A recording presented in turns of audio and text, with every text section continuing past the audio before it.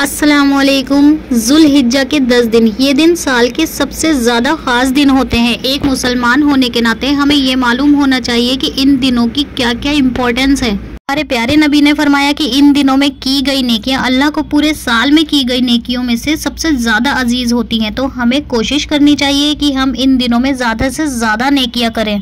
इन दिनों में की गई नेकी का सवाब बहुत ही ज़्यादा होता है। इन दिनों में हमें रोज़े रखने चाहिए, मगर हम सारे रोज़े तो नहीं रख सकते। तो हमें क्या करना चाहिए कि जो अरफात का दिन होता है, कम से कम उसका रोज़ा तो ज़रूर रखना चाहिए। हमारे प्यारे नबी ने फरमाया कि अरफात के दिन का रोज़ा 1 साल पिछले और आने वाले साल के गुनाहों का कफ़ारा है। यानी कि अरफात के दिन का एक रोज़ा रखने से हमारे 2 साल के गुनाह माफ़ कर दिए जाएंगे।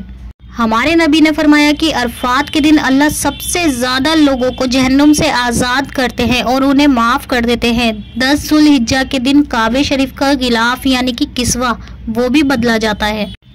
तो सोचिए कि इन दिनों की कितनी ज़्यादा इम्पोर्टेंस है। गिलाफ को साल भर 200 से ज़्यादा कारीगर सोने और चांदी की कढ़ाई करके इसको तैयार करते हैं। इन दिनों में हज होता है और ईद के दिन कुर्बानी की जाती है। कुर्बानी हमारे प्यारे हज़रत इब्राहीम अलैहिस्सलाम की सुन्नत है। जिस शख्स पर ज़कात देना वाजिब है, उन पर कुर्बानी करना भी वाजिब है।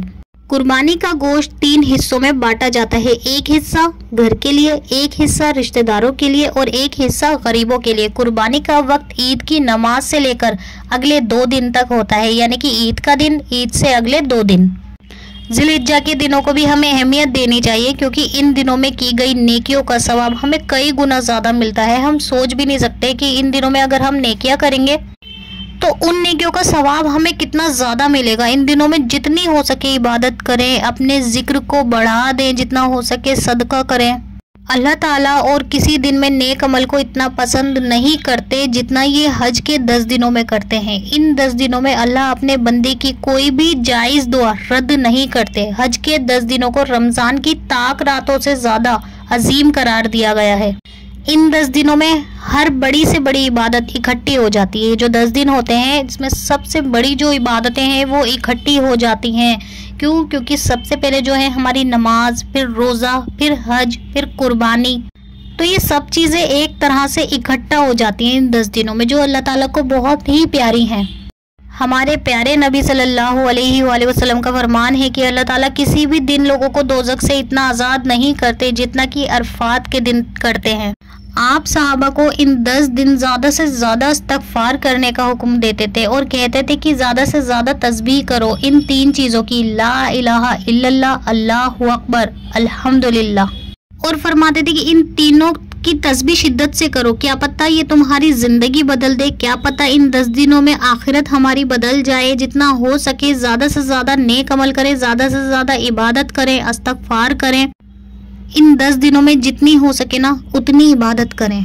अल्लाह ताला आपकी इबादत को ज़रूर कबूल करेंगे इंशाअल्लाह। आपकी जो भी इबादत है, जितनी भी तस्बीहात है, आप कोशिश करें कि ज़्यादा से ज़्यादा इन 10 दिनों में आप उसको और बढ़ा दें। तो प्लीज़ मेरे चैनल को सब्सक्राइब करना ना भूलिएगा, वीडियो को लाइक कीजिएगा और शेयर ज़रूर कीजिएगा, ताकि सबको पता लगे कि ये 10 दिन हमारी लाइफ में कितने इम्पोर्टेंस रखते हैं अपने लिए।